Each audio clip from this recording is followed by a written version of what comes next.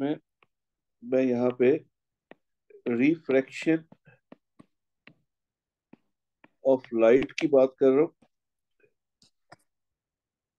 ठीक है, तो रिफ्रैक्शन ऑफ लाइट को अगर हम डिफाइन करते हैं तो हम कहते हैं कि it's the bending of light when light travels from one medium to another। ठीक है, ये हमारे पास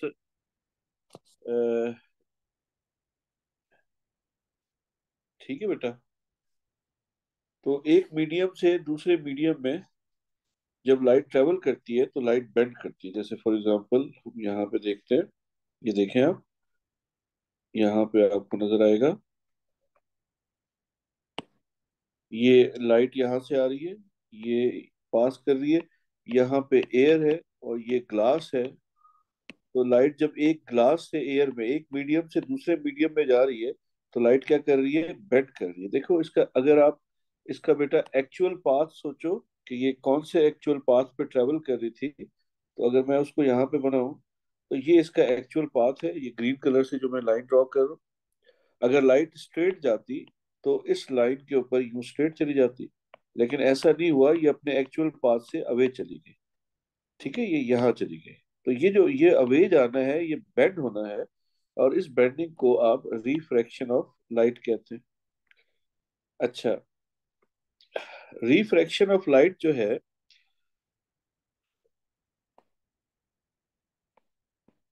ये दरअसल स्पीड ऑफ लाइट चेंज होती है। जब लाइट एक मीडियम से दूसरे मीडियम में जाती है तो उसकी स्पीड चेंज होती है और उसकी वेवलेंथ चेंज होती है। Speed of light and wavelength changes. कौन सी चीज कांस्टेंट रहेगी बेटा? फ्रीक्वेंसी कांस्टेंट रहती है। फ्रीक्वेंसी सोर्स पे डिपेंड करती है। तो लाइट जहां से, जिस सोर्स से आ रही है, फ्रीक्वेंसी उस पे डिपेंड करेगी। ठीक है, जैसे मैं बोल रहा हूँ तो जो मेरे गले में से आवाज निकल रही है उसकी फ्रीक्वेंसी जो है, मेरे जो यहाँ पर गले का जो सिस्टम है उसके अंदर, उसके ऊपर डिपेंड करेगा। वोकल कॉर्ड्स जिनको बोलते हैं, तो वोकल कॉर्ड्स पे डिपेंड करे, हर पर्सन के लिए डिफरेंट होगा उसका फॉर्मेशन। तो रिफ्रैक्शन ऑफ लाइट को दोबारा सोचते हैं। It's the bending of light when light travels from one medium to another medium, and whenever refraction takes place, speed of light and wavelength changes, frequency remains constant। और यहाँ पे अगर मैं इसके लिए एक डायग्राम ड्रॉ करूं तो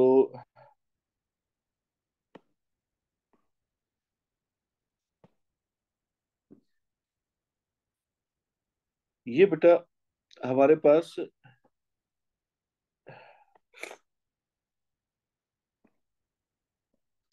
ये एक बाउंड्री है। ये ग्रीन लाइन जो मैंने ड्रॉ की है, फर्ज करते हैं ऊपर एयर है और यहाँ पे ग्लास है, ये ग्लास की बाउंड्री है। तो ये लाइट की रे जो है, दैट इज इंसिडेंट। ये जो फॉल कर रही है, जो टुवर्ड्स द मीडियम फॉल करती है, उसका नाम क्या है? उसका नाम है इंसिडेंट रे। ये रे इंसिडेंट है। अब बेटा हम लाइट के बिहेवियर को या इसको स्टडी करने के लिए हम क्या करते हैं, हम यहाँ पर एक ग्लास स्लैब बना लेते हैं।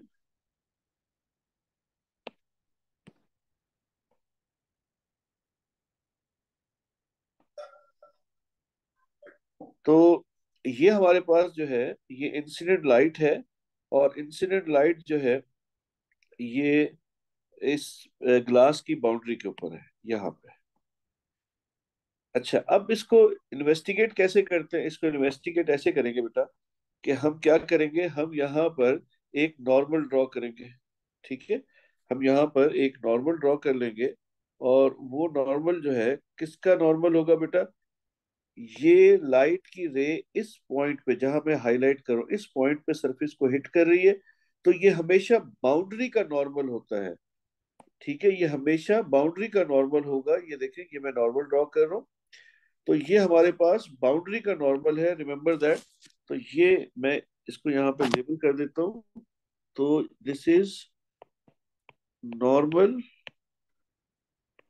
टू द बाउंड्री, ये बाउंड्री का नॉर्मल है। अच्छा, अब बेटा हमारे पास लाइट की रे नॉर्मल से जो एंगल बना रही है, उस एंगल को अगर हम सोचें तो वो एंगल ये बन रहा है जो मैं इस वक्त लेबल कर रहा हूँ, और इसको हम आई से डिनोट करते हैं। ठीक है, ये हमारे पास लाइट, देखिए मैं एरो भी बना देता हूँ, angle measured from normal to the incident ray. तो ये जो एंगल आई है, that is angle of incidence measured from normal to incident ray। ठीक है, तो अगर मैं यहाँ पर, ये आप देख रहे हैं यहाँ पे, ये इस रूलर के बीच में जब मैं इसको रोटेट करता हूँ तो नंबर्स कुछ लिखे हुए आपको डिस्प्ले पे नजर आ रहे होंगे सेंटर पे। ठीक है, ये आपको यहाँ पे नजर आ रहे हैं। ठीक है ना, तो ये मैं जस्ट कोशिश कर रहा हूँ क्योंकि इस पे मेरे पास प्रोटेक्टर है नहीं, तो हम देख लेते हैं कि ये जो है हमारे पास इस वक्त ये 90 पे है। अब मैं इसको इस लाइन के साथ अलाइन करूंगा तो एंगल हमारे पास आ जाएगा।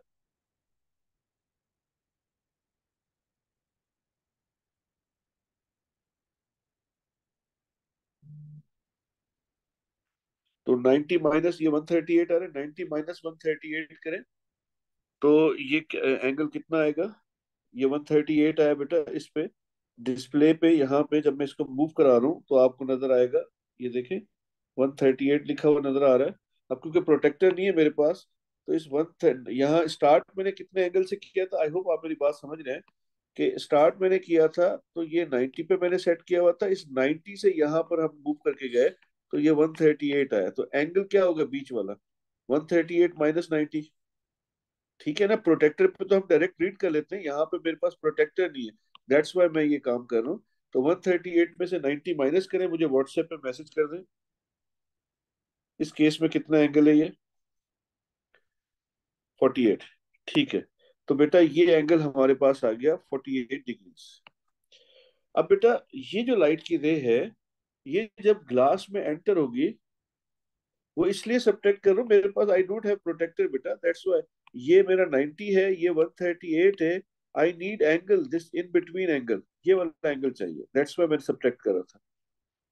ठीक है, प्रोटेक्टर पे तो हम डायरेक्ट रीड करते थे।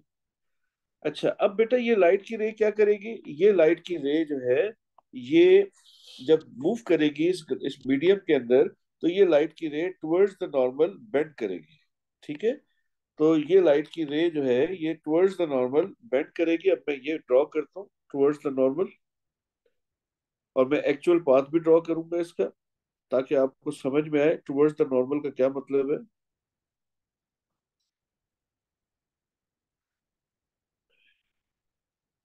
अच्छा, ये हो गया टुवर्ड्स द नॉर्मल।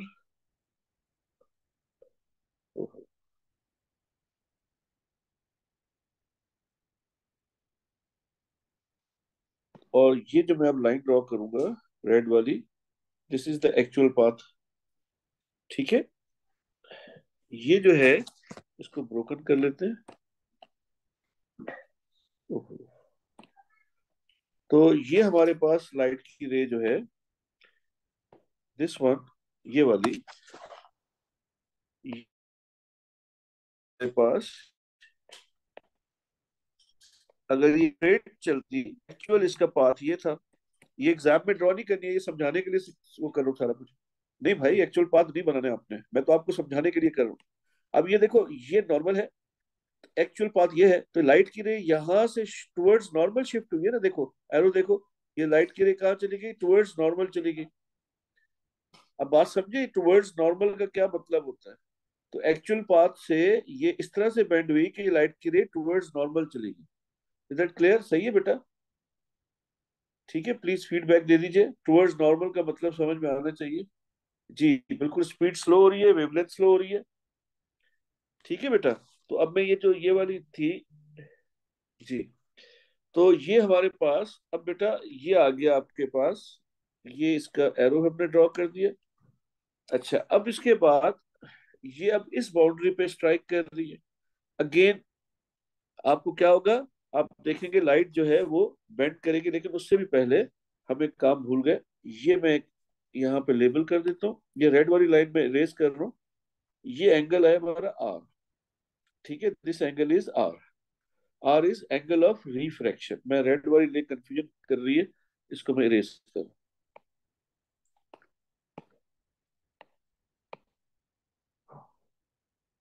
तो this is the angle of refraction measured from normal to the refracted ray। तो ये refracted ray, this blue one, this is refracted ray and this is your normal। इनके दरमियान में ये एंगल आ रहा है, this is the angle of refraction। ठीक है। तो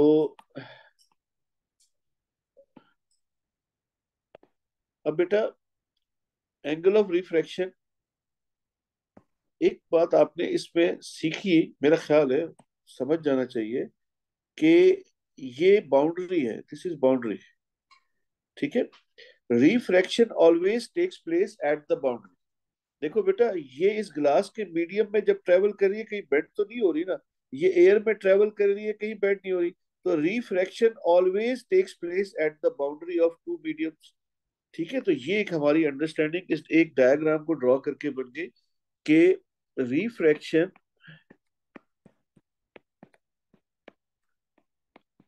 always takes place at the boundary.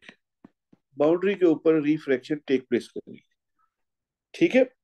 अच्छा, अब इस अगर इसी बात को सोचते हैं, तो अब ये इस ग्लास की बाउंड्री पे है, तो यहाँ पे फिर हमें क्या करना पड़ेगा, यहाँ पे फिर नॉर्मल ड्रॉ करना पड़ेगा।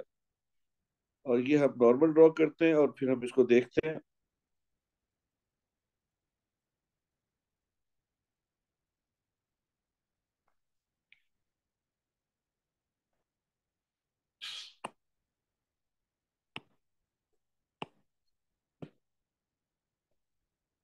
ये हमारा नॉर्मल आ गया।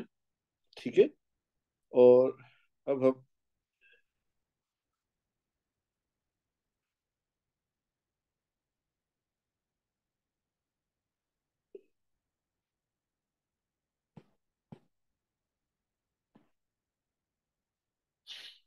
ये हमारी रे आ गई। ठीक है। तो बेटा ये जो मैंने ड्रॉ की है, देखिए ये इस ग्लास की सेकंड बाउंड्री के ऊपर ये रे जो है रिफ्रैक्ट हो रही है। तो ये रे जो मैंने अभी ड्रॉ की है, दिस वन, ये रे कौन सी रे कहलाएगी? ये रे कहलाएगी इमर्जेंट रे। और ये रे कौन सी रे है बेटा? रिफ्रैक्टेड रे।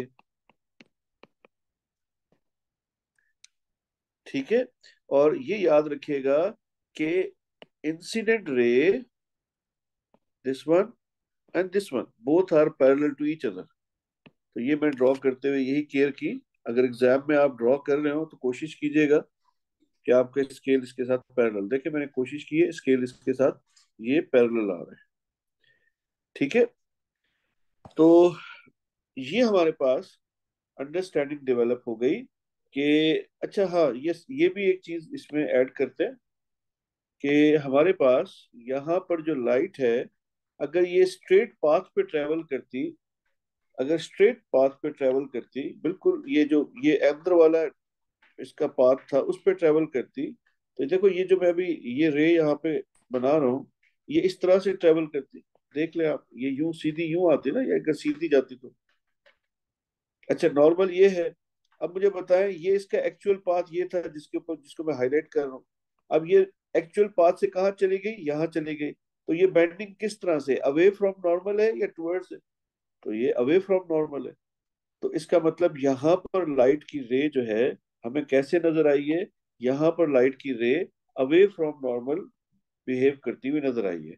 तो यहाँ पर लाइट की रे कैसे गई, अवे फ्रॉम नॉर्मल चली गई। ठीक है।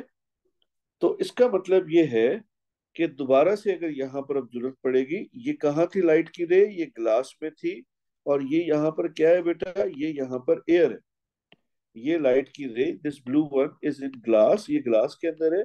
जब ये एयर में गई तो ये क्या हो गई, ये अवे फ्रॉम नॉर्मल चली गई। तो जब एयर से ग्लास में आई तो टुवर्ड्स जा रही थी, और जब ग्लास से एयर में गई तो अवे चली गई, यानी रिवर्स हो गया। ठीक है। तो इसका मतलब ये है कि अगर हम अपने नोट्स बनाएं और उसमें अगर हम मेंशन करें तो हम यहाँ पे लिख सकते हैं कि when light enters, या एंटर के बाद when light moves from optically less denser to optically denser medium। बच्चों को हमेशा कैसे याद कराता हूँ मैं, एयर टू ग्लास, या हमारे कोर्स में सिलेबस में ज्यादातर एयर टू वाटर आपको नजर आएगा। ये सिनेरियोज नजर आएंगे। In this situation what happens, क्या होगा बेटा, लाइट रे बेंड्स टुवर्ड्स नॉर्मल। यही अभी हमने डायग्राम पे सीखा। ठीक है, लाइट की रे टुवर्ड्स नॉर्मल बेंड करेगी, speed and wavelength decreases, frequency remains constant.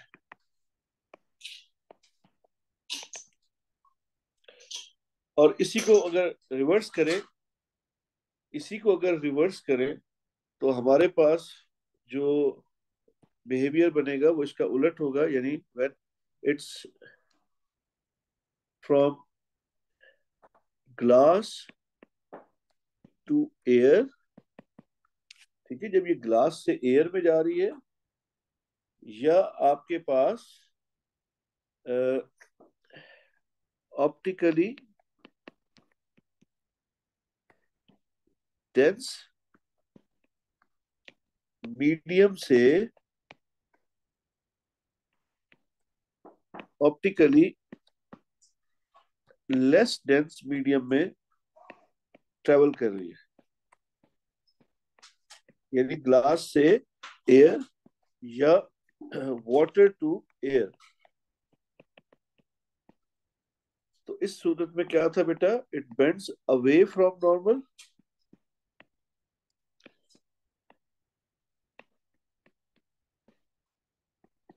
Speed wavelength increases, और उसके बाद बेटा फ्रीक्वेंसी इज कांस्टेंट। ठीक है, फ्रीक्वेंसी कांस्टेंट है, और बाकी आपके पास जो है स्पीड और वेवलेंथ जो है वो इंक्रीज कर रही है। और ये आपको, आई होप मेजोरिटी को याद होगी ये बात, कि इस तरह का लाइट का बिहेवियर होता है जब लाइट ट्रेवल करती है। ठीक है, ये डायग्राम में मैंने यही चीज यहाँ पे प्रूव करने की कोशिश की थी। सही है बेटा। अच्छा, अब बेटा ये डायग्राम पे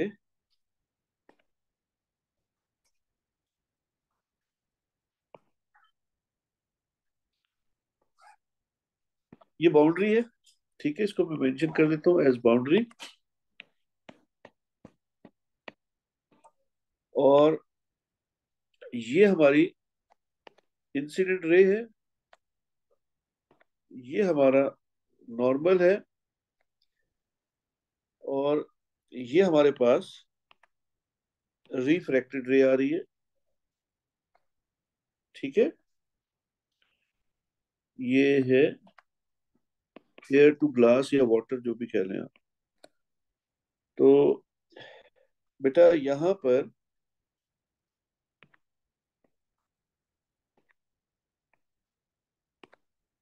this is angle i and this is angle r. तो अब यहाँ पर हमने अप्लाई करना है स्नेल लॉ, और वो क्या कहता है, n is equals to sine of i upon sine r. अब बेटा ये स्टेटमेंट है स्नेल्स लॉ की। टेक्निकली इसको अगर मैं इसको जो पर्सनली मैं इसको फॉलो करता हूँ, मेरा मेरा ख्याल है कि मैं सबको यही कहता हूँ कि आप एग्जाम में ऐसे डिवाइड इसको डिफाइन कीजिएगा। स्नेल लॉ को आप ऐसे डिफाइन कीजिएगा कि n is equals to c upon v। It's the ratio of speed of light, c speed of light in air,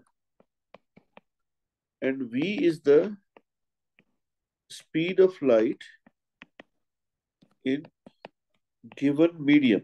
जो भी मीडियम है बेटा, पानी है, ग्लास है, उसके अंदर जो स्पीड है, और n जो है दैट इज रिफ्रैक्टिव इंडेक्स।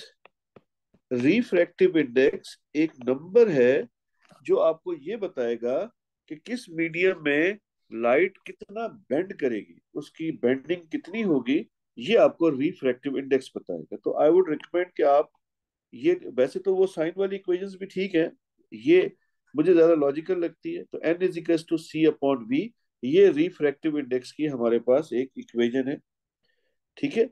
और आपके पास ये इक्वेशन भी रिफ्रैक्टिव इंडेक्स की है, ये भी स्नेल्स लॉ में ही आती है। तो यहाँ पर अगर आप इसको सोच रहे हैं तो इसको आसान ट्रिक मैं आपको बताता हूँ इसकी। देखिए, इसको पहले ये फॉर्मूला लिखना बहुत जरूरी है। इसमें करना क्या है, इसमें आपने जब लिखना है इसको, तो फर्ज करते हैं आप उसको लिख रहे हैं कि आपके पास रिफ्रैक्टिव इंडेक्स आ गया। अब आपने ऊपर भी साइन लिखा और नीचे भी साइन लिख दिया। अब आपको फार्मूला याद नहीं है तो परेशान होने की जरूरत नहीं है। जो लार्जर एंगल होगा वो हमेशा न्यूमिनेटर पे आएगा, और जो स्मॉलर एंगल होगा वो हमेशा डिनोमिनेटर पे आएगा, ठीक है।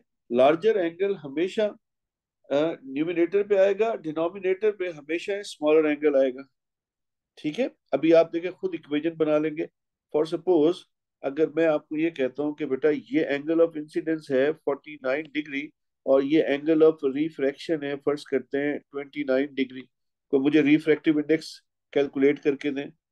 तो अब आप रिफ्रैक्टिव इंडेक्स कैलकुलेट करते हुए इक्वेशन क्या लिखेंगे, एन इज इक्वल्स टू, अब आपको देखें इसमें देखना है, यहाँ पर जो लार्जर एंगल है वो आपके पास कौन सा बन रहा है, वो आई बन रहा है, आपने इक्वेशन लिखी साइन आई। और स्मॉलर एंगल कौन सा बन रहा है, आर बन रहा है, तो आपने यहाँ लिखा साइन आर।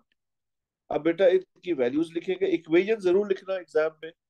तो sine of 49 upon sine of 29, ये प्लीज को मुझे आंसर बताए, क्या रिफ्लेक्टिव इंडेक्स बन रहा है।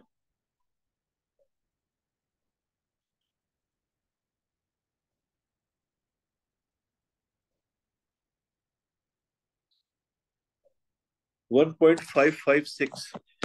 तो 1.556, तो बेटा अब ये बना 1.556, तो इसको हमने राउंड ऑफ करके 1.6 कर दिया। आई होप ये अब आपको बात याद रहेगी ना। ये साइन वाली अक्सर बेटा बच्चे गलती करते हैं, भूल जाते हैं एग्जाम में कि किस तरह से इक्वेशन थी, क्योंकि आपको वहां पर जब डेंसर से इसका रिवर्स करूंगा तो इक्वेशन रिवर्स बन रही होती है। तो मेरा ख्याल है कि उसमें अब प्रॉब्लम नहीं आएगा ना। अच्छा, अब ये आप यहाँ पर चीज सीख चुके हैं। अब एक चीज और भी यहीं पे सीख लेते हैं, यहीं पे इसको भी देख लेते हैं, फिर आगे चलते हैं। ये अगेन मेरी बाउंड्री आ गई, ठीक है, और ये मेरी इंसिडेंट रे आ गई बाउंड्री पे, ठीक है। अब बेटा ये जब इस बाउंड्री में से, ये चले इसको ग्लास को पूरा बना देता हूं मैं, फर्ज करते हैं ये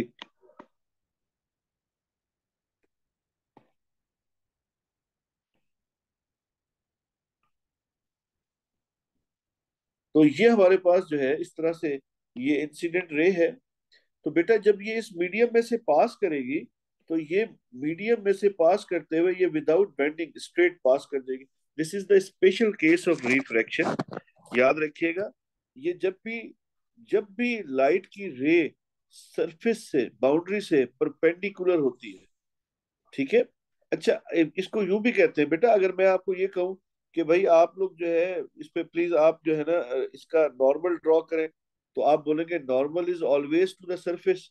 तो ये लाइट की रे यहाँ पे स्ट्राइक कर रही है, तो बाउंड्री ये रही, तो नॉर्मल ये वाला बनेगा, ऐसे ही बनेगा ना। तो मैं भी ड्रॉ कर देता हूँ। देखें, इसका नॉर्मल ये बनेगा, ये मैंने ग्रीन लाइन जो ड्रॉ की है,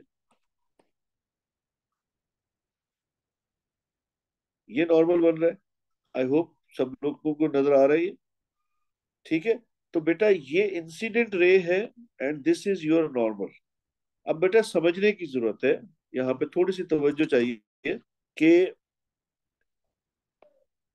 angle of incidence from normal क्या बनेगा, तो दैट इज जीरो। ये एक दूसरे से पहले, ये नॉर्मल है, this is your normal and this is your incident ray. तो इसका मतलब ये एक दूसरे से पैरेलल है, तो एंगल कितना बना, जीरो बना, ठीक है। बट अगर एग्जामिनर यूं भी तो कह सकता है आपको ट्रैप करने के लिए कि light ray is incident perpendicularly to the boundary. तो बात तो एक ही है। तो this is the light ray, this is incident perpendicularly to the boundary, ठीक है। तो बात तो एक ही है, ये दोनों तरह से बात एक ही है। ये एंगल ऑफ इंसिडेंस यहाँ पे जीरो है, तो एंगल ऑफ रिफ्रैक्शन कितना बन रहा है, वो भी जीरो होगा। तो इस केस में हो सकता है बेटा ऐसा एटीपी में या P2 में या P1 में भी सवाल हो सकता है। तो यहाँ पर मैं मेंशन कर रहा हूँ एंगल ऑफ इंसिडेंस कितना है, जीरो, और एंगल ऑफ रिफ्रैक्शन कितना है बेटा, वो भी 0 डिग्री, ठीक है। अब दूसरा जो बच्चों की क्वेरी मेरे पास आती है वो ये आती है कि सर क्या इसके अंदर स्पीड में कोई चेंज आएगी, वेवलेंथ में चेंज आएगी, जब बेंडिंग नहीं हो रही तो ये, यस, यहाँ पर स्पीड में चेंज आएगा और वेवलेंथ में भी चेंज आएगा, ठीक है। तो अगर इसको मैं कहूँ यहाँ पर एयर में, बेटा ये एयर है, ये ग्लास है। एयर में स्पीड को हम सी से डिनोट कर रहे थे, और ग्लास यानी किसी भी मीडियम में स्पीड को वी से डिनोट कर रहे थे। तो अब याद रखिएगा कि यहाँ पर मीडियम के अंदर speed and wavelength both decreases, दोनों डिक्रीज करेंगे, क्योंकि ग्लास में स्लो होती है, स्लो डाउन होती है वेव, ठीक है। ये बात याद रखिएगा, ठीक है बेटा। तो अब दूसरा पॉइंट ये है कि आपने वेव्स पढ़ी है ना, v is equal to f lambda. तो बेटा अगर इस f को कांस्टेंट कर दें तो v और लैम्डा में क्या रिलेशन बनेगा, if this f is constant. नहीं, this is the special case बेटा, यहाँ पर ये बेंड नहीं हो रही लेकिन स्लो हो रही है, this is special case of refraction.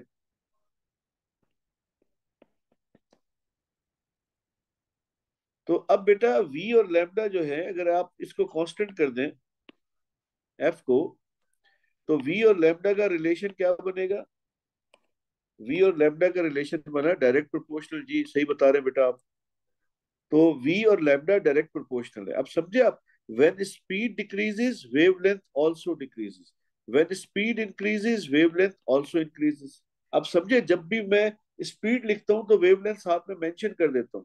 वो इसलिए करता हूं कि वो दोनों डायरेक्ट प्रोपोर्शनल है। तो जैसे ही ये होगा, तो आपके पास वेवलेंथ भी, स्पीड डिक्रीज करेगा वेवलेंथ भी डिक्रीज करेगा, ठीक है। और अगर स्पीड इंक्रीज करेगा तो वेवलेंथ भी इंक्रीज कर जाएगा। तो मेरा ख्याल है ये मेरा मैसेज कन्वेड है, अब आप लोगों को बात समझ आ चुकी है। इसमें कोई अगर प्रॉब्लम है तो प्लीज मुझे आप मैसेज कर दें, बताएं, तो मैं फिर उसको दोबारा एड्रेस कर लूँ। तो ये हमने यहाँ पर लाइट के बारे में बेसिक मैंने ग्लास से, ये सॉरी एयर से ग्लास में जो मैटर, इसका जो भी कुछ है वो हमने यहाँ पे डिस्कस किया। तो प्रोबेबली कई क्वेश्चन भी था मेरे पास। यस, ये कौन से ईयर का क्वेश्चन है? ये अभी का क्वेश्चन है। This is November 23, paper 2-1। Question देखते हैं। रेड लाइट ऑफ फ्रीक्वेंसी,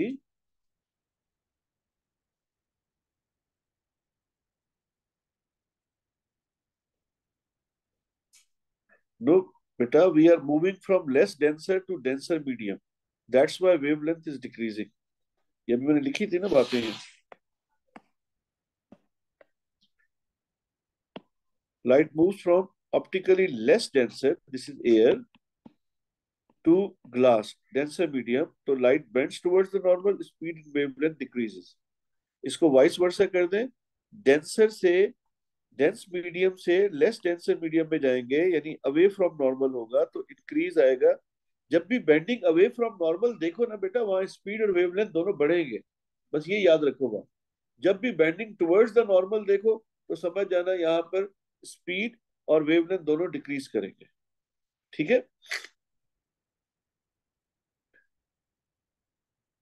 अच्छा, अब बेटा हमारे पास ये क्वेश्चन हम सॉल्व कर रहे थे। यस, दिस ये है रेड लाइट ऑफ फ्रीक्वेंसी।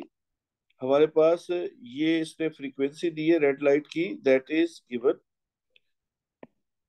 और इसमें travel in air at speed of, ये स्पीड आ गई। Calculate wavelength in the air of this red light. अच्छा, अब ये स्पीड का वो है तो बेटा आपको, आई होप आप लोग को ट्राइंगल याद होगी जो हम यूजुअली बनाते रहे।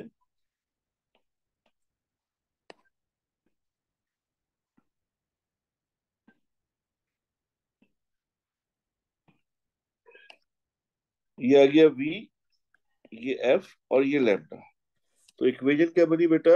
वी नीड वेवलेंथ, तो lambda is equals to v upon f. ठीक है ना? जिस चीज को फाइंड करना है उसको हाइड कर देंगे, उस पर फिंगर रखेंगे। इक्वेशन बन गई वी अपॉन एफ।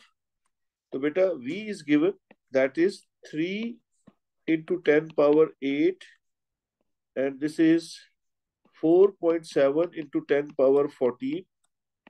तो आप लोग आंसर दे रहे हैं मुझे 1.41 टाइम्स 10⁻23। ये आंसर दे रहे हैं बेटा आप। फिर चेक करिए प्लीज इसको।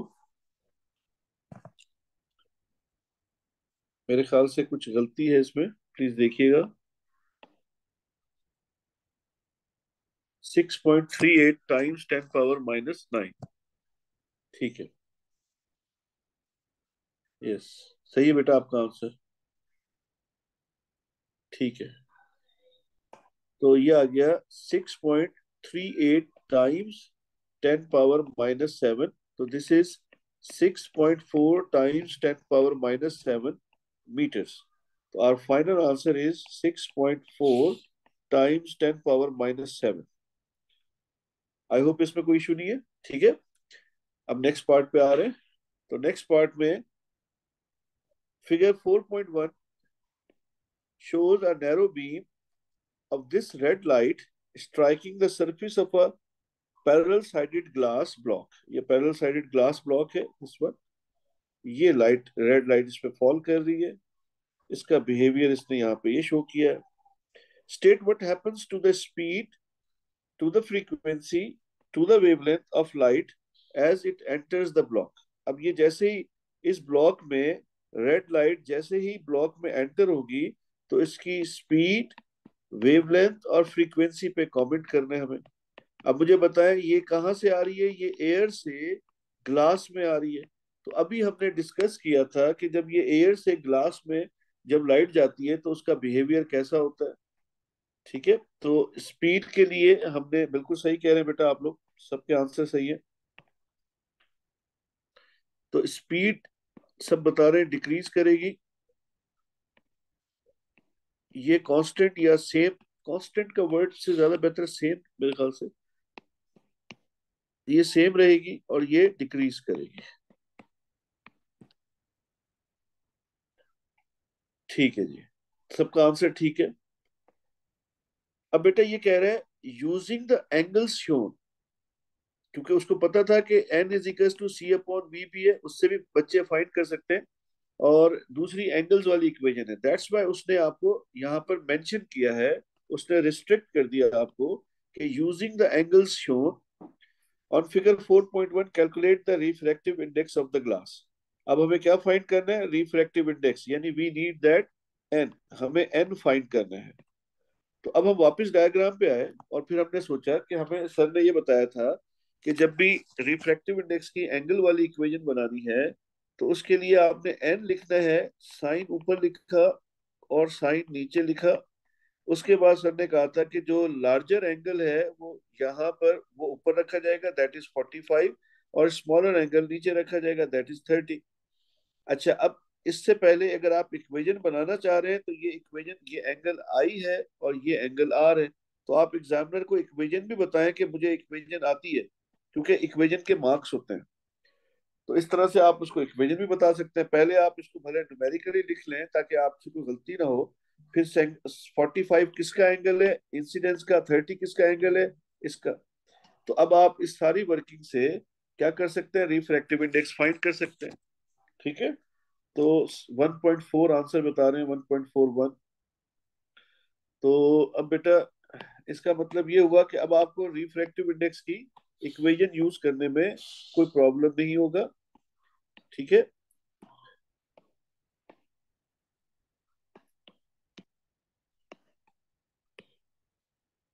ये सीक्वेंस होना चाहिए।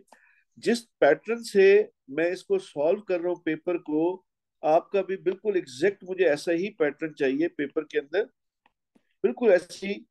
आप देखें, equation, values are placed, then your answer.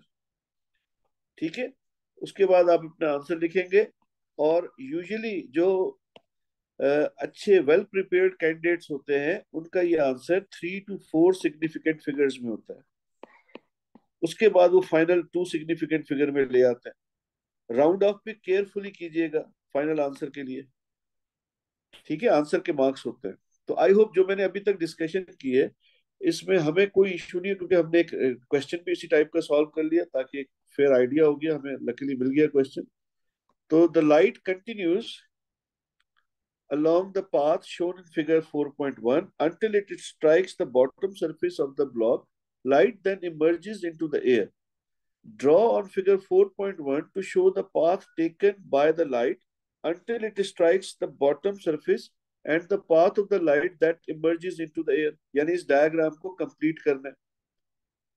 इस डायग्राम को एग्जामिनर कंप्लीट कराना चाह रहा है, तो अभी हम कंप्लीट कर लेते हैं। तो ये उसने हमें कहा कि आप जो है, जो पहले तो इस रे का पाथ कंप्लीट करें, तो हम इसका पाथ कंप्लीट करते हैं।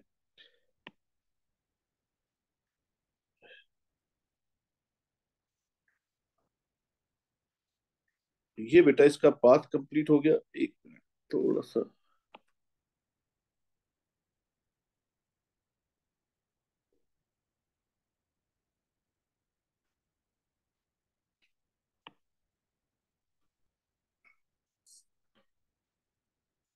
ये इसका पाथ कंप्लीट हो गया।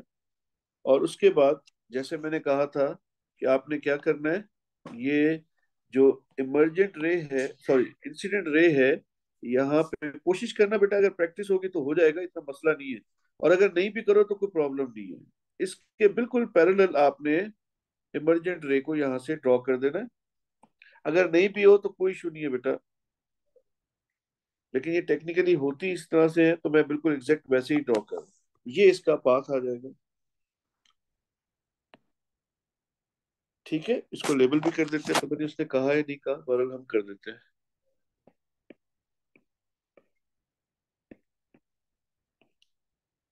बेटा एटीपी पेपर 2 दोनों के लिए याद रखिएगा, जो भी पेंसिल वर्क है आपका, जो भी पेंसिल आप वर्क यूज कर रहे हैं, पेंसिल यूज कर रहे हैं, वो शार्प होनी चाहिए। ठीक है, यानी अगर आप यहाँ पे इस तरह की लाइंस ड्रॉ करेंगे तो ये आई वुड रिकमेंड कि ये स्कोरिंग लाइंस है। ठीक है, इसको as thin as possible lines को होना चाहिए। एग्जामिनर को नजर आएगा ग्रे कलर का होता है बेटा, ये ब्लैक कलर का नहीं होगा, ये तो हम प्रिंट करते हैं हमें नजर आता है। ओरिजिनल पेपर पे ये ग्रे कलर का होगा, उस पे जब आप ग्रेफाइट से ब्लैक वो करेंगे तो उसको नजर आएगा, इसकी टेंशन नहीं ले। अच्छा, अब ये हो गया एक एस्पेक्ट इसका, कि लाइट को हमने ग्लास से कहाँ पे मूव किया बेटा, सॉरी एयर से ग्लास या वाटर में मूव किया। अब हम यहाँ पर देख रहे हैं कि ये हमारे पास ये लाइट, ये रे बॉक्स है, ये हमारे पास रे बॉक्स है, ये रे बॉक्स से लाइट इंसिडेंट है। देखिए इस सरफेस को देखें यहाँ पर, ये इस सरफेस से किस एंगल पे है, परपेंडिकुलर टू द बाउंड्री है, इसलिए विदाउट बेंडिंग ये स्ट्रेट अंदर चली गई। ये इस बाउंड्री पे देखें, अगेन परपेंडिकुलर है, तो विदाउट बेंडिंग ये यहां से बाहर चली। तो ये स्पीड ऑफ जो स्पीड है, सॉरी जो लाइट है वो विदाउट बेंडिंग जो है स्ट्रेट जा रही है when it falls at 90 degree to the boundary. किसी के जहन में कोई प्रॉब्लम? ठीक है। तो अब यहाँ पर इस मेरा बेसिकली कंसर्न ये है डायग्राम टू। तो अगेन दिस इज योर रे बॉक्स, ये रे बॉक्स है, यहाँ से लाइट इमर्ज कर रही है। ये लाइट जब यहाँ से इमर्ज करके इस बाउंड्री पे गिर रही है तो ये यहाँ से परपेंडिकुलर है, दैट्स वाई ये स्ट्रेट जा रही है लाइक दिस। ठीक है, why this is not bending at this point? मैंने तो अभी कहा था कि बेंडिंग होगी हर बाउंड्री के ऊपर। तो अगर आपको एग्जाम में क्वेश्चन में यहाँ पे कोई बेंडिंग नजर ना आए तो फौरी तौर पे आपने क्लिक करना है आपके जहन में कि यार ये यहाँ पे परपेंडिकुलर फॉल कर रही है, यानी एंगल ऑफ इंसिडेंस जो है वो जीरो है। तो ये परपेंडिकुलरली ये यहाँ पे फॉल कर रही है। ठीक है, और ये यहाँ से जब इस बाउंड्री पे आई, इस जगह पे, नाउ इट्स नॉट परपेंडिकुलर, ये अब सर्टेन एंगल पे है, दैट्स वाई अब ये रिफ्लेक्ट कर रही है। तो ये आपके पास लाइट की रे अगर सीधी जाती तो ये पाथ बनता, बट इट्स मूव्स अवे, तो ये एयर में जा रही है और ये ग्लास है। तो ग्लास से एयर यानी डेंसर से लेस डेंसर मीडियम, तो इट बेंड्स अवे, ये अवे फ्रॉम नॉर्मल जा रही है। ठीक है, ये क्लियर हो गई। अब देखें इसी डायग्राम पे, अगर मैं इसी डायग्राम पे मैं कुछ एंगल्स लिख रहा हूं ताकि आप लोग कैलकुलेशन करें जो मैंने अभी आपको बताया। फर्स्ट करते हैं, ये एंगल हमारे पास है, for suppose this angle is 24 degree and this angle is 65 degrees. तो what would be the refractive index of this medium? अभी मैंने आपको ट्रिक बताई है, यूज दैट कॉन्सेप्ट अभी समझाया कि अगर आपको, अब आप you don't know the equation, आपको इक्वेशन नहीं पता, लेकिन मैंने आपको ट्रिक बताई है, अभी आपका आंसर आना चाहिए, यूज करें उसको। इससे आपको फॉर्मूला बनाना भी आता है। ठीक है, इससे आप फॉर्मूला भी बना सकते हैं, इसमें कोई मुश्किल नहीं है। ठीक है, तो ये अभी मैंने ट्रिक बताई थी कि आपके पास, आपने क्या करना है, आपने यहाँ लिखना है साइन, सॉरी यहाँ लिखना है रिफ्रैक्टिव इंडेक्स एन, और यहाँ लिखा है साइन, और यहाँ भी लिखा साइन। अब आपने देखना है कि लार्जर एंगल कौन सा है और स्मॉलर एंगल कौन सा है। तो लार्जर एंगल 65 है, इसको आपने ऊपर लिख दिया, और स्मॉलर एंगल जो था 24 है, इसको यहाँ लिख दिया।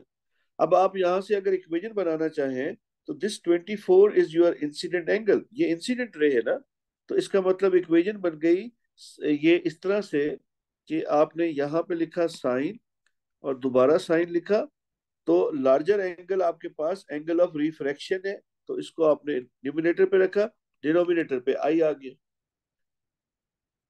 ठीक है, तो ये इस तरह से आपके पास जो है, ये क्योंकि मैंने बगैर सोचे समझे लिखी है, थोड़ा सा आंसर इसका इलॉजिकल सा होगा, तो इस पे परेशान नहीं होइएगा। ठीक है, ये कोई बगैर कैलकुलेशन के बगैर सोचे हुए ऐसे रैंडम नंबर्स लिखे हैं मैंने। तो साइन 65 डिवाइडेड बाय साइन 24, तो दिस इज 2.28, तो ये 2.28 हमारे पास रिफ्रैक्टिव इंडेक्स आ गया। ठीक है, हो सकता है ये एक्चुअल ग्लास का ऐसा ना हो, लेकिन ये आपके अंडरस्टैंडिंग के लिए मैंने यहाँ पे लिखा है।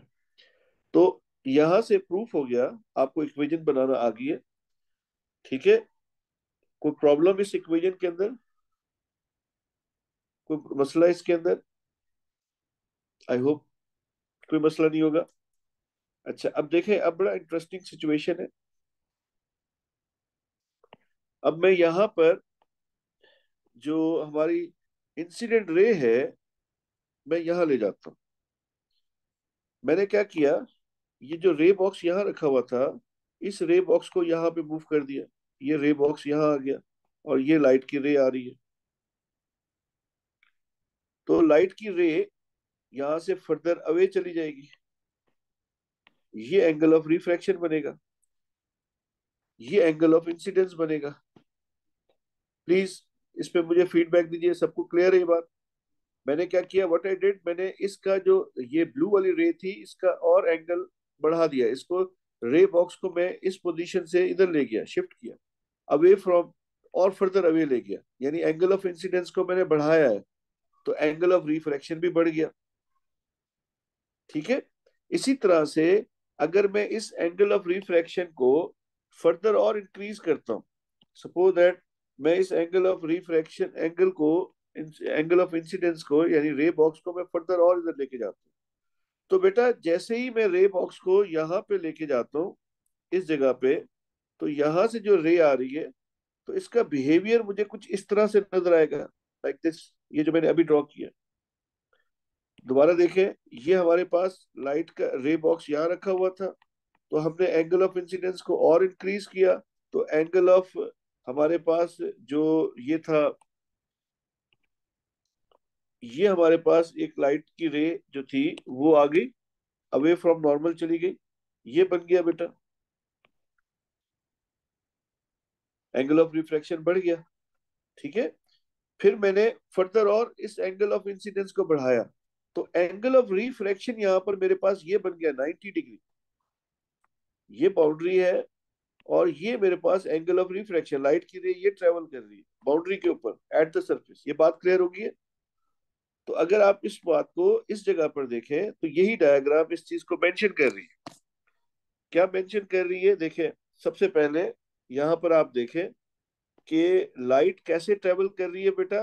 ये ट्रेवल कर रही है ग्लास से एयर में, means dense to less dense, medium, पहली बात। उसके बाद ये जो एंगल ऑफ इंसिडेंस है, इस एंगल ऑफ इंसिडेंस पे एंगल ऑफ रिफ्रैक्शन कितना बन रहा है बेटा, 90 डिग्री। तो दूसरी आपने बात देखी कि ये जो एंगल ऑफ रिफ्रैक्शन है वो 90 डिग्री बन रहा है। तो इस वक्त जब एंगल ऑफ रिफ्रैक्शन 90 होता है, उस वक्त जो एंगल ऑफ इंसिडेंस होता है उसको क्रिटिकल एंगल कहा जाता है। तो ये क्या है, ये आपका क्रिटिकल एंगल है। ठीक है, क्रिटिकल एंगल क्या हो गया, क्रिटिकल एंगल बन गया कि when angle of refraction is 90 degree from normal, then angle of incidence is called critical angle। तो जब आपके पास लाइट की रे बाउंड्री की सरफेस पे ट्रेवल कर रही है, जब आपके पास लाइट की रे नॉर्मल से 90 डिग्री के एंगल पर है, उस वक्त जो इंसिडेंस का एंगल होगा उसका नाम रख दिया हमने क्रिटिकल एंगल। तो क्रिटिकल एंगल जो होगा, एंगल ऑफ इंसिडेंस को कहा जाएगा। ठीक है, क्रिटिकल एंगल किसको कहेंगे हम, एंगल ऑफ इंसिडेंस को कहेंगे। तो अगर मैं आपको बोलूं बेटा, अभी मैंने आपको एक इसकी इक्वेशन, एंगल्स वाली इक्वेशन सिखाई है, आप प्लीज उसको कॉन्सेप्ट को यूज करें और इसकी इक्वेशन खुद बनाएं। तो आप लिखेंगे n is equal to sine, और ये दूसरा साइन आ गया, लार्जर एंगल 90 डिग्री है वो न्यूमिनेटर पे आ गया, डिनोमिनेटर पे smaller angle that is c वो आ गया। अब साइन 90 की वैल्यू क्या होती है, 1 होती है, तो यहाँ पे 1 आ गया और डिनोमिनेटर में साइन c आ गया। तो refractive index is 1/sin c। ठीक है, मैंने क्या बताया था, मैंने ये कहा था बेटा जो लार्जर एंगल है वो न्यूमिनेटर पे आएगा, डिनोमिनेटर पे smaller angle, then that smaller angle is c, angle of incidence.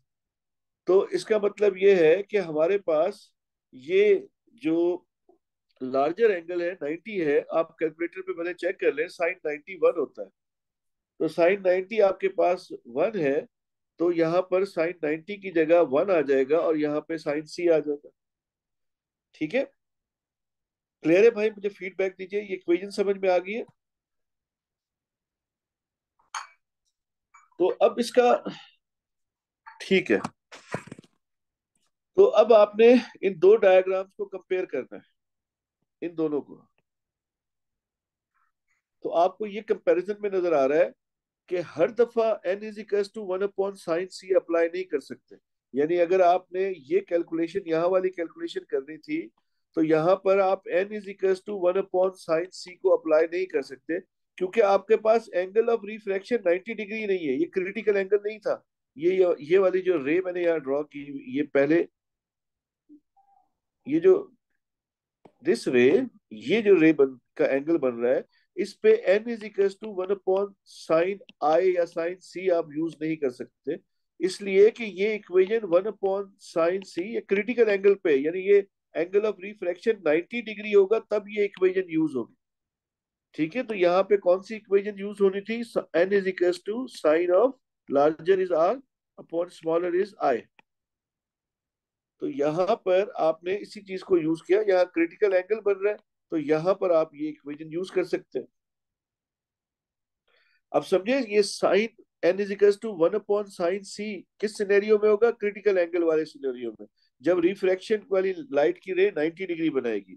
और जब ये ऐसा नहीं होगा, तो आपने सिंपल साइन वाली इक्वेशन यूज करनी। अच्छा, अगर आपको फर्ज करते हैं ये वाली इक्वेशन याद नहीं भी रहती तो नो प्रॉब्लम, कोई इशू नहीं है। हमने असल कॉन्सेप्ट तो बेटा यहीं से ड्राइव किया है ना, जो मैंने सिखाया है। तो n इज इक्वल टू लिखो, साइन न्यूमिनेटर पे डिनोमिनेटर पे लिखो, लार्जर एंगल ऊपर रखो, स्मॉलर एंगल नीचे रखो, आपके पास क्रिटिकल एंगल आ जाएगा। ठीक है, तो भी ठीक है, अगर आपको फॉर्मूला याद नहीं है तो नो प्रॉब्लम। किसी को अभी तक की डिस्कशन में कोई प्रॉब्लम?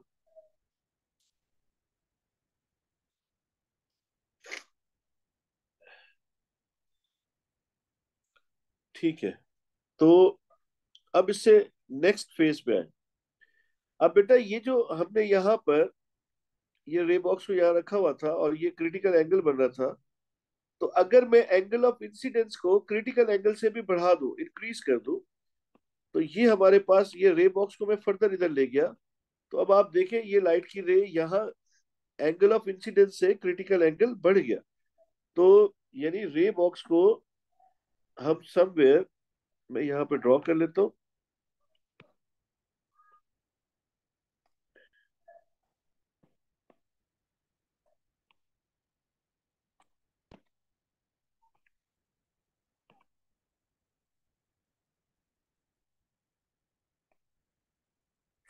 तो ये आपका रे बॉक्स यहाँ पे आ गया। तो this angle is further increased. अब एंगल ऑफ, ये एंगल ऑफ इंसिडेंस है ना बेटा, ये इंसिडेंट रे का एंगल एंगल ऑफ इंसिडेंस है, क्रिटिकल भी इंसिडेंट एंगल होता है। Now in this case angle of incidence is greater than critical angle, ये क्रिटिकल एंगल से ग्रेटर है। तो अब लाइट कैसे बिहेव करेगी? तो लाइट का बिहेवियर बेटा कुछ इस तरह का बनेगा।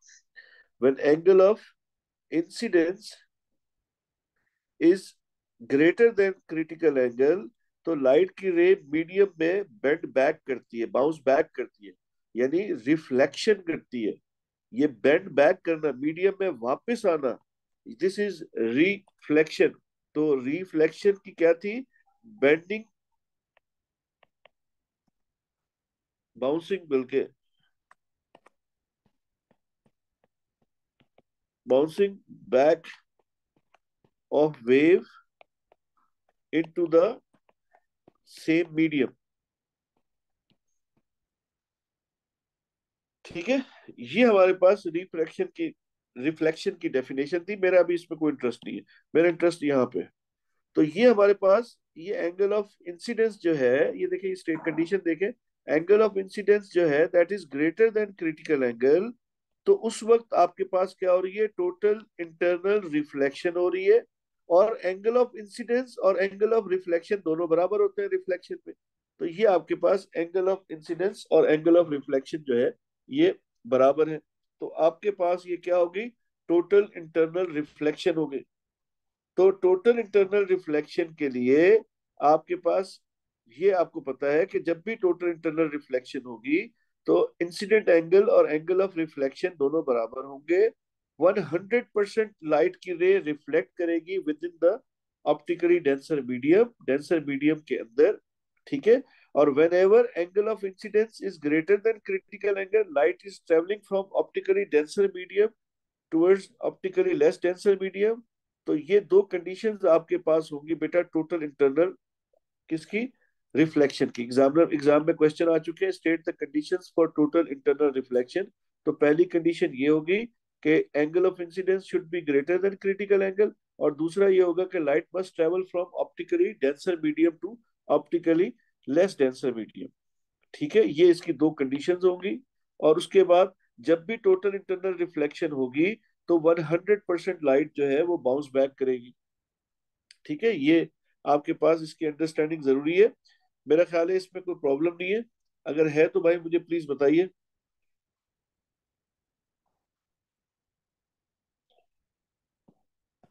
सिर्फ एक चीज इसमें ऐड करने की जरूरत है, नो मैं जो फील कर रहा हूँ वो ये है, if this is the boundary, ये बाउंड्री है, और ये आपका इंसिडेंट रे है, ये आपका नॉर्मल है,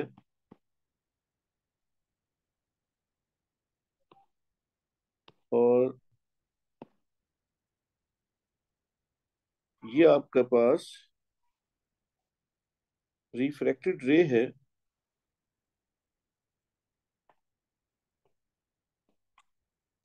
तो बेटा जब ये आपके पास लाइट की रे जब भी बेटा इसके ऊपर फॉल करेगी, तो इस लाइट की रे के साथ क्या होगा, ये इस तरह का कुछ बिहेवियर होगा बेटा, ठीक है। ये किसी भी बाउंड्री पे जब लाइट की रे फॉल करती है तो आपको इस तरह का बिहेवियर नजर आता है। This is incident ray, this is normal, this is partially या वीक, जो भी कह लें, रिफ्लेक्शन, और ये आपके पास स्ट्रॉन्ग रिफ्रैक्शन है। दोनों काम एक साथ होते हैं। जैसे अगर किसी लेक के किनारे पे आप खड़े हुए हैं, पानी के अंदर आप देखें तो आपको, अगर पानी क्लियर है तो पानी के अंदर जो स्टोन्स पड़े हैं वो भी नजर आते हैं, और उसके अंदर आप अपने आप को भी देख रहे होते हैं। तो दो काम एक साथ हो रहे हैं, लाइट जो है बाउंस बैक कर रही है, यानी रिफ्लेक्शन हो रही है, उसकी वजह से आप अपने आप को देख रहे हैं, और उसके अंदर पानी के अंदर जो स्टोन पड़े हुए हैं वो आपको कैसे नजर आ रहे हैं, वो रिफ्रैक्शन से लाइट वहां जाती है टकरा कर उन पत्थरों से, स्टोन से, वापस आप तक आती है, तो वो आपको इंफॉर्मेशन देती है उन स्टोन्स के बारे में। तो दो काम एक साथ हो रहे हैं, ठीक है। तो याद रखिएगा कि जो आपके पास ये नॉर्मली जो हम रिफ्रैक्शन या रिफ्लेक्शन पढ़ते हैं, उसमें कुछ लाइट का पार्ट रिफ्लेक्ट करता है और कुछ लाइट का पास मीडियम के अंदर ट्रेवल कर जाएगा। जबकि टोटल इंटरनल रिफ्लेक्शन के अंदर हमारे पास 100%, not even a single light रे यहां से कुछ भी इमर्ज नहीं होगा। 100% लाइट जो है वो बाउंस बैक करती है, ठीक है। ये इनका डिफरेंस है बेटा, नॉर्मल रिफ्लेक्शन का और टोटल इंटरनल का रिफ्लेक्शन का, ठीक है। तो टोटल इंटरनल रिफ्लेक्शन में 100% of the light is reflected with in the optically denser medium. जबकि आपके पास किसी और इसके अलावा, टोटल इंटरनल रिफ्लेक्शन के अलावा कोई भी सिनेरियो सोचेंगे तो उसमें कुछ ना कुछ लाइट रिफ्लेक्ट करेगी और कुछ ना कुछ लाइट का पार्ट जो है वो रिफ्रैक्ट करेगा। एनीवन हैविंग एनी प्रॉब्लम, इसमें कोई मसला है तो भाई।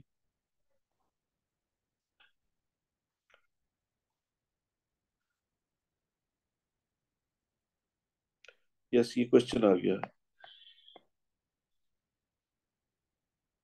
ये कब का क्वेश्चन है, दिस इज जून 23 पेपर 22। ये क्वेश्चन है। Figure 7.1 shows a ray of light. The ray passes into semicircular block of glass A and leaves the glass at B, traveling along the surface C.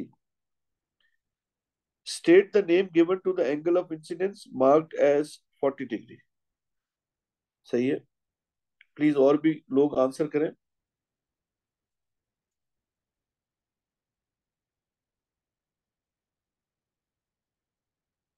जी सही है बेटा। तो this is critical angle.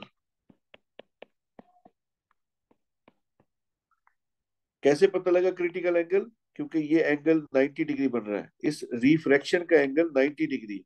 जब angle of refraction 90 होगा तो incident angle क्या होगा? Critical angle होगा। तो दिस इज क्रिटिकल एंगल। ठीक है। उसके बाद ये कह रहा है refractive index of the glass. Glass का रिफ्रैक्टिव इंडेक्स फाइंड करो। अब आपको फर्ज करते हैं फार्मूला नहीं आता, तो आपने हमारी वाली जो ट्रिक है उसको यूज किया। आपने कहा एन इज इक्वल्स टू, यहाँ पर भी साइन लिख दिया, यहाँ पर भी साइन लिख दिया। तो ये आपके पास यहाँ पे 90 डिग्री है, तो यहाँ पे 90 लिखा, और यहाँ पे 40 है, आपने 40 डिग्री लिख दिया। ठीक है।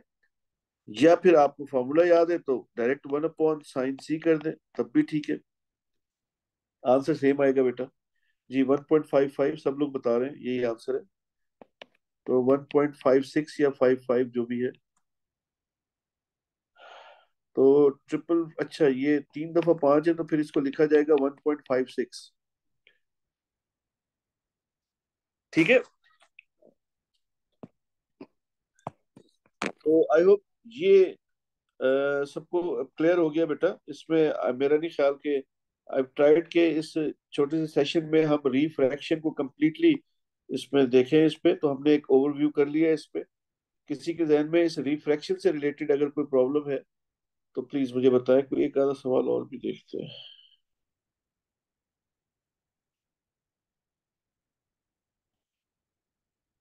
चलो ये कर लेते हैं। ये कब का क्वेश्चन है, फिर क्लास एड करते हैं। दिस इज पेपर 22 जून 19 का क्वेश्चन है। अब ये आप लोग सॉल्व करेंगे, मैं नहीं सॉल्व करूंगा। मेरी मदद करेंगे आप लोग इसमें कि यहाँ पर figure 3.1 shows three rays of light traveling in water from a light source S।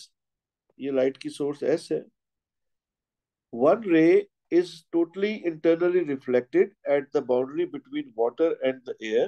इनमें से एक रे टोटल इंटरनल रिफ्लेक्ट हो रही है। On figure 3.1 mark the critical angle and label it C। तो मैं यहाँ पर आपकी आसानी के लिए इसको मैं 1, इसको 2 और इसको 3 कह रहा हूँ। आप लोग अपने आंसर्स में बताएं कौन सी रे जो है क्रिटिकल एंगल बना रही है, किस रे का angle of incidence critical angle होगा। यस। ठीक है। और लोग भी बताएं प्लीज। जी सही है बेटा। जी बेटा सेकंड रे का बिल्कुल ठीक है। तो इसको उसने कहा लेबल कर दें, तो वी नो दैट जो एंगल ऑफ इंसिडेंस है ये क्रिटिकल एंगल होता है। ये क्रिटिकल एंगल आ गया। State why only one of the three ray is totally internally reflected. इनमें से तीनों में से एक ही रे जो है वो टोटल इंटरनली रिफ्लेक्ट क्यों हुई है? तो अब आप देखें इन तीनों रेज में, तीनों रे की एक ही सिमिलैरिटी है, ये वाटर से एयर में जा रही है। लेकिन इनमें एक डिफरेंस है, और वो डिफरेंस क्या है वो अब आप लोग बताएंगे मुझे।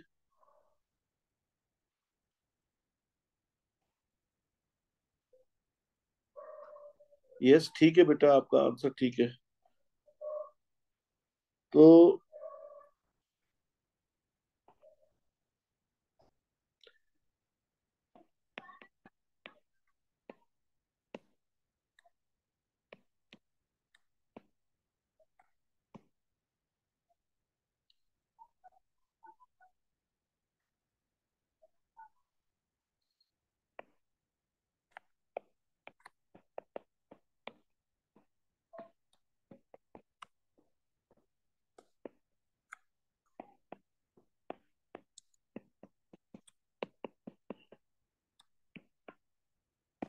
ठीक है बेटा।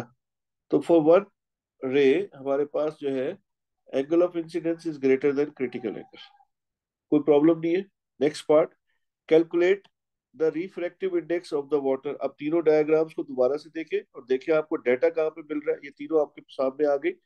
अब आप लोग खुद कैलकुलेट करें, जो ट्रिक मैंने सिखाई है उसको यूज करें और मुझे रिफ्रैक्टिव इंडेक्स कैलकुलेट करके बताएं वाटर का।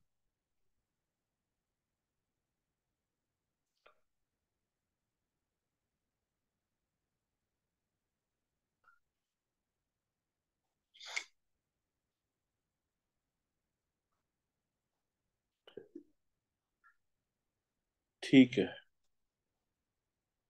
सही है बेटा। तो अब पहले तो इन एंगल्स को लेबल कर लेते हैं। ये एंगल आई है, ये एंगल आर है। तो हमने लिखा n is equal to sine, बड़ा एंगल आर है ये ऊपर आ गया, स्मॉलर एंगल आई है वो नीचे आ गया। तो अब वैल्यूज रख देते हैं, sine 34 degree upon sine 25 degrees. तो ये आ गया 1.32 आपके पास refractive index.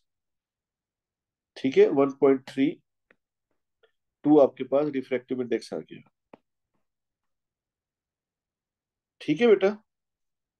Last part, critical angle for the boundary between water and Surf air. Critical angle इसका बताना है आपने।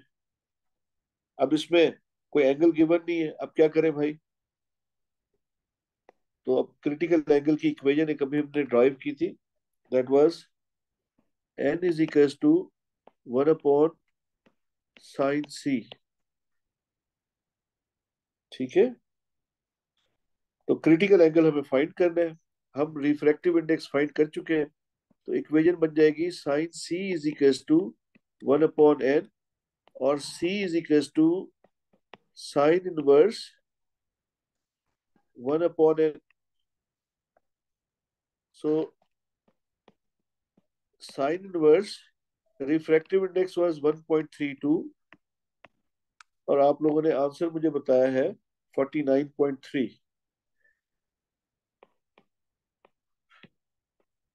ठीक है। ये प्लीज ख्याल कीजिएगा, 1 अपॉन एन से जो आंसर आएगा that is not your critical angle, that is sine c. To work out critical angle आपको साइन का इनवर्स करना पड़ेगा। तो कैलकुलेटर पे शिफ्ट साइन करेंगे तब जाके वो आंसर में कन्वर्ट होगा। इसलिए मैंने सारी वर्किंग शो की है, क्योंकि 90% लोग 1 अपॉन एन करके आंसर लिख देते हैं। ये कॉमन एरर है। ठीक है, सबको ये क्रिटिकल एंगल फाइंड करना आ गया।